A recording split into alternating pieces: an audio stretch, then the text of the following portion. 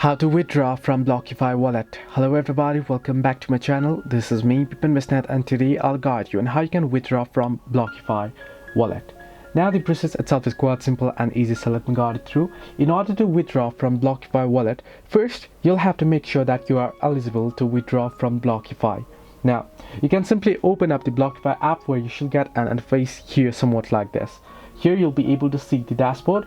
You can simply tap on it, the overview option, and then you can tap on the withdraw option there.